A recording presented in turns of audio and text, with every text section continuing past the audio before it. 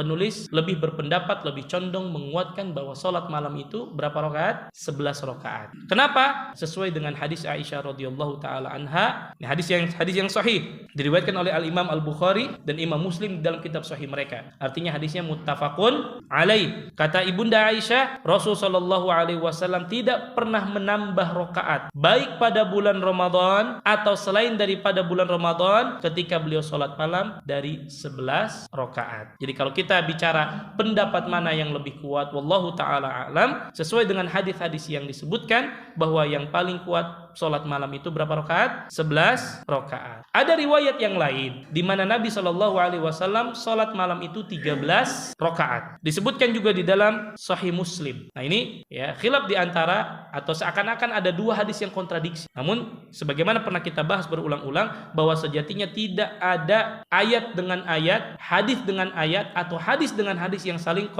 kontradiksi, saling berlawanan, tidak ada. Yang berlawanan itu adalah pemahaman kita. Maka nanti ada cara yang disebutkan oleh para ulama untuk memahami pada dua hadis yang seakan-akan apa? Kontradiksi, bertentangan. Contoh di hadis ini, di mana tadi di hadis Aisyah Nabi tidak pernah sholat lebih daripada berapa? 11. Tapi riwayat yang lain dan juga riwayatnya sahih yang diriwayatkan oleh Imam Muslim bahwasannya Nabi Shallallahu alaihi wasallam juga diriwayat Aisyah. Dua-duanya disebutkan oleh siapa? Aisyah. Ya, Nabi biasa sholat malam itu 13 rakaat. Nah, lihat. Hadis pertama berapa? 11. Hadis kedua 13. Kan seakan-akan diksi dalam hadis Nabi Shallallahu alaihi wasallam. Nanti akan kita jelaskan penyelesaiannya. Nabi biasanya witir dengan 5 rakaat. Berarti sholat malamnya berapa rakaat? 8. 8 tambah 5 13. Dan Nabi tidaklah duduk kecuali di akhirnya. Dan datang hadis dari Ibnu Abbas juga menguatkan Nabi itu sholat 13 rakaat kemudian Nabi tertidur. Nah, lalu bagaimana dalam hal ini khilaf di antara para ulama tentang 2 rakaatnya ini? Kan Nabi tadi kata Aisyah nggak lebih dari berapa? 11 ya. Berarti ketika 13 nambah berapa rakaat?